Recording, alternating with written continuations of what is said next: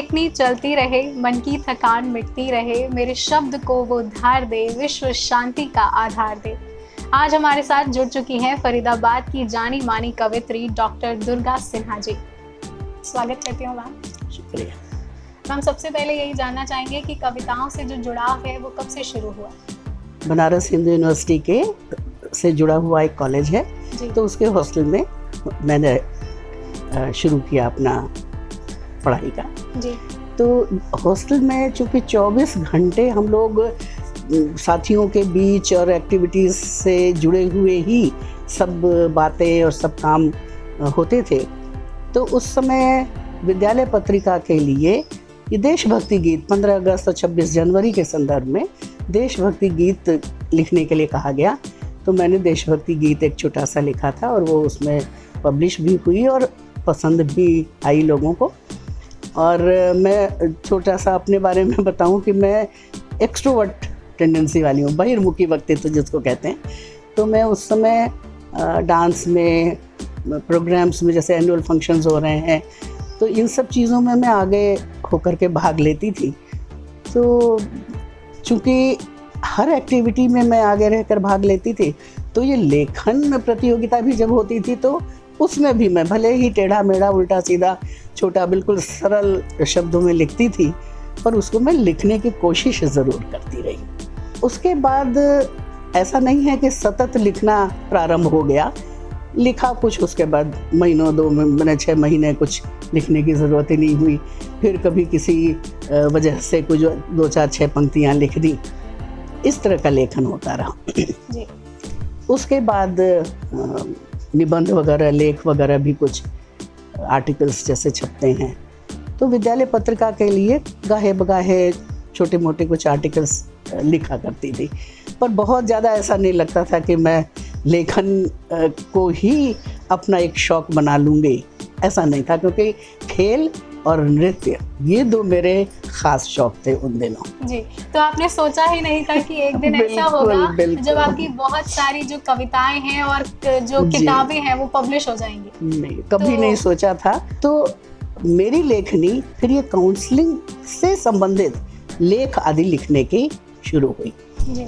और मैंने अपनी जो पहली किताब रिसर्च जो है हमारा शोध ग्रंथ, उसको छपाने के अतिरिक्त जो मेरी लेखनी साहित्य की दिशा में जो पहली बार मैंने कुछ लिखा, तो वो मनोवैज्ञानिक लेख माला ही मेरी सबसे पहले प्रकाशित हुई। धुरी परिवार की महिला धरा है और सबला है, सबल सामर्थ्य से भरपूर, सक्षम और सफला है, सिखाती सभ्यता संस्कृति, दिखाती आसमां अंबर, इसी की गर्जना से देश का दुश्मन भी दहला है। तो मैं नारियों के प्रति समर्पित अपने भावनाओं को अभिव्यक्त करती हूँ और संदेश में और देशभक्ति गीत अधिक लिखती हूँ। तो मैं ये जानना चाहूँगी कि महिलाओं की शादी के बाद भी बहुत सारी ऐसी रुचियाँ होती हैं जो अधूरी रह जाती हैं कहीं ना कहीं, तो उन्हें आप क्या प्रेरणा देना चाहेंगे कि जो अपना शौक है वो हमेशा कायम रखना चाहिए? बिल्कुल, शौक हमेशा कायम रखना चाहिए। जो आपको मन करता है वो आप लिखिए, पढ़िए, कर सकते हैं अगर हम करना चाहें तो। कहते हैं ना, मन के हारे हार है, मन के जीते जीत। तो आपको लगेगा कि अरे इतना करके टूट गए, थक गए, तो अब सो ही जाएं। अगर आपको लगता है नहीं हमें ये भी करना है, हमने सोच रखा है कि हमको इतना तो करना ही है, तो सब कुछ करने के बाद उस काम को करने में आपको थकान ज़रा भी नहीं लगेगी। वो कलम और कागज से जुड़ा है। बिल्कुल। तो मैं ये पूछना चाहूँगी मैम, जब आप कविताएं लिखते हैं तो आपका मुख्य उद्देश्य क्या रहता है? पहला उद्देश्य तो यही होता है कि हमें आत्मसंतोष मिलता है।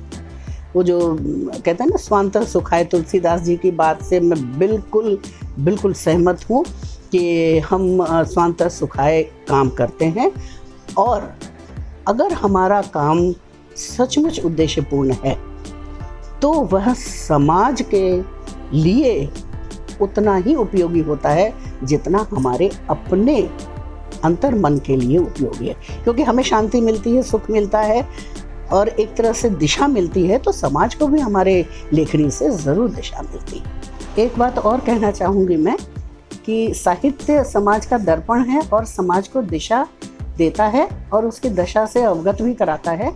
हमेशा संदेशपरक ही हमारे विचार होने चाहिए।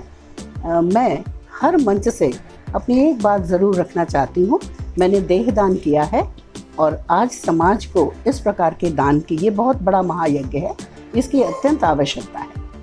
मैं ये मानती हूँ कि पुस्तकें, देखिए न्यूज़पेपर सभी पढ़ते हैं, मैगजीन सभी लेते हैं, पत्र पत्रिकाएं सभी पढ़ते हैं, और जो लिखने वाले लोग हैं वो तो लिखते हैं, और जो लिखता है वो पहले पढ़ता ज़रूर है। तो मेरे जैसे लाखों करोड़ों लोग हैं ऐसे कि जिनको पढ़ने का शौक़ है और पढ़ते हैं और अच्छी किताबें पढ़ते हैं। तो किताबों की अहमियत तो कभी कम नहीं होगी। वो आपको लगता होगा कि टेक्स्ट बुक के क्वेश्चंस हम गूगल से ढूंढ लेते हैं, पर गूगल का आनंद और हाथ में पुस्तक लेकर के पढ़ने का आनंद, दोनों बहुत अंतर है। दोनों का कंपैरिजन नहीं किया जा सकता, बिल्कुल ठीक कहा आपने। हाँ, अच्छा, दूसरा मैं ये जानना चाहूंगी कि आज का जो यूथ है वो भी लिखने की ओर बहुत ही ज्यादा रुचि रखने लगा है।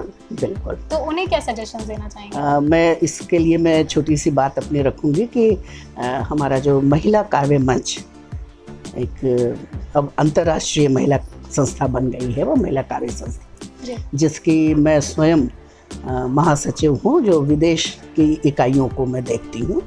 कोई भी गोष्ठी हम करते हैं तो हमारी कोशिश ये रहती है कि युवा जो पीढ़ी है उनमें से कोई बच्चे हमारे सामने आए और उन बच्चों को भी हम अपने कार्यक्रम में शामिल करते हैं, उनके विचारों को सुनते हैं और सुन करके अगर उनमें कुछ सुधार की गुंजाइश होती। बहुत से ऐसे भी बच्चे हमारे सामने आए हैं, कॉलेज के स्टूडेंट्स आए हैं सामने, कि जिनकी लेखनी के आगे हमें लगता है कि शायद हम लोगों की लेखनी बहुत छोटी है, ऐसा महसूस हुआ हमें, मैंने ये महसूस किया है। तो हम लोग उसको प्रेरणा देते हैं, उनको एक छोटी सी बात है सर्टिफिकेट देना, तो लेकिन ये है कि वो एक तरह से उनके लिए मोटिवेशन बनता है और उनको आगे बढ़ाने के लिए कभी वर्कशॉप भी, कार्यशाला भी हम लोग आयोजित करते हैं।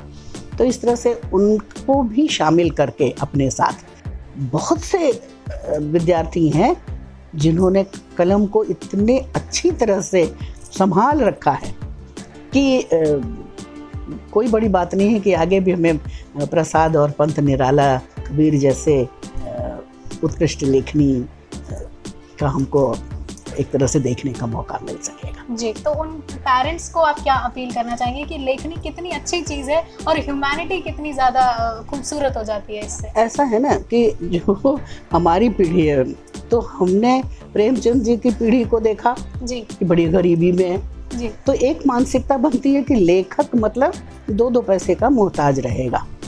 आज वो बात नहीं है जी। क्यों? क्योंकि कहते हैं एक्सप्लोजन ऑफ नॉलेज है, अपॉर्चुनिटी है, इसके अलावा इतने संसाधन हैं कि हम उन संसाधनों का उपयोग करके एक ही समय में न जाने कितने दूर तक अपने विचारों को प्रसारित कर पाते हैं। आज तो पेरेंट्स भी, क्योंकि पता है अगर हम उसको ही अपने जीवन का लक्ष्य बना करके, उसको ही एक व्यवसाय बना करके ले, आपको भी मालूम है बहुत से लोगों ने नौकरी छोड़ करके लेखन धर्मिता को ही अपना व्यवसाय बना रखा है जी। जो केवल ऐसा नहीं है कि बहुत अच्छी उनकी कमाई है, उसको छोड़ करके उनको लगा इसमें ज़्यादा हमको संतोष भी और पैसा भी है। इसमें तो आप अगर नवीनता नहीं है, कुछ दे पाने की सामर्थ्य नहीं है, समाज को कुछ मिलेगा नहीं, तो आपका व्यवसाय, हाँ, आप एक अगर लेखक के रूप में नौकरी भी क्रिएट कर दी जाए तो वो संभव नहीं है। तो इसको आपको अपने व्यक्तिगत स्तर पर इसके साथ आपको आगे बढ़ना होगा और अपनी रचनात्मकता को ख़ास तौर पर लोगों तक पहुंचाने के लिए और इतनी अच्छी तरह से पहुंचाने के लिए प्रयत्नशील होना होगा कि लोग उसको हाथों हाथ स्वीकार करें। सरल भाषा हो और सर्वग्राही भाषा हो, सभी लोग उसको समझ सकें और जहाँ तक हो सके नकारात्मकता ना हो, सकारात्मकता हो, संदेश मिले, कुछ पढ़ करके ऐसा लगे कि, क्योंकि आपने भी अगर पढ़ा होगा कुछ तो आपने महसूस किया होगा कि जब हम लिखते हैं तो लिखने वाला भी अपने मन की जो उलझने हैं, ग्रंथियां हैं, दबी हुई भावनाएं हैं, जब हम कल्पना लोक में उड़ करके पंछियों के साथ में ऊपर उड़ते हैं तो कहीं हमारे अंदर मन में ये बात तो रहती है, काश ऊंचाई पर उड़ पाते। ऊंचाई पर उड़ पाते का मतलब ये नहीं होता है कि पक्षी बन करके उड़ पाएं, हम अपने कार्य क्षेत्र में सर्वश्रेष्ठ दे सकें, ये फीलिंग होती है। उसको हम किस तरह से अपनी रचना में अभिव्यक्त करते हैं, तो जब हम अभिव्यक्ति करते हैं तो हम संतुष्ट महसूस करते हैं। तो मैं तो ये कहती हूँ लेखन जो है वो एक तरह से उपचारात्मक महत्व है इसका, मेंटल कैथारसिस जिसको कह सकते हैं, कि हमारी उलझने किसी बहुत सी हम समस्याओं को देखते हैं। जैसे अभी आपने निकिता कांड के बारे में, निकिता कांड ने या सुशांत के कांड ने या निर्भया कांड ने एक दो नहीं पूरे देश के न जाने कितने जिसको कहते हैं ना कि सक्षम और सोचने समझने की दिशा में जो लोग काम कर रहे हैं उनके मन मस्तिष्क को हिलाया है जी। अब अगर लेखनी नहीं होती हाथ में तो शायद न जाने कितने लोग डिप्रेशन में या सुसाइड करने की दिशा में भी चले जाते जी। लेखनी क्या है कि हमको एक तरह से रिलैक्स ही बनाती है, हमारे जो समस्याएं हैं उन समस्याओं का स्वतः समाधान का मार्ग प्रशस्त करती है जी। तो मैम आपने बहुत सारी कविताएं लिखी, साहित्य से भी आप जुड़ी हैं, गाने भी लिखती हैं, हाँ। भजन भी लिखती हैं, हाँ। तो इन सारी चीज़ों के लिए आपको बहुत सारे सम्मान भी मिले हैं, तो आज इतना सम्मान और गौरव प्राप्त करके कैसा महसूस करती हैं? बहुत अच्छा लगता है। कुछ दो शब्द लिखते हैं और बोलते हैं और लोग उसकी सराहना करते हैं, उसको पसंद करते हैं और उनकी पसंदगी, उनकी सराहना ही हमारी प्रेरणा बनती है कि हम और बेहतर करें जी। कलम और कागज से जुड़ाव जो है वो एक व्यक्ति का बहुत ही ज़्यादा ज़रूरी है, क्योंकि अगर आप अपनी कोई बात किसी और के साथ साझा नहीं कर पा रहे तो आपके पास कलम और कागज मौजूद है। तो जिंदगी बेशक छोटी ही सही लेकिन यादगार रहनी चाहिए। नमस्कार।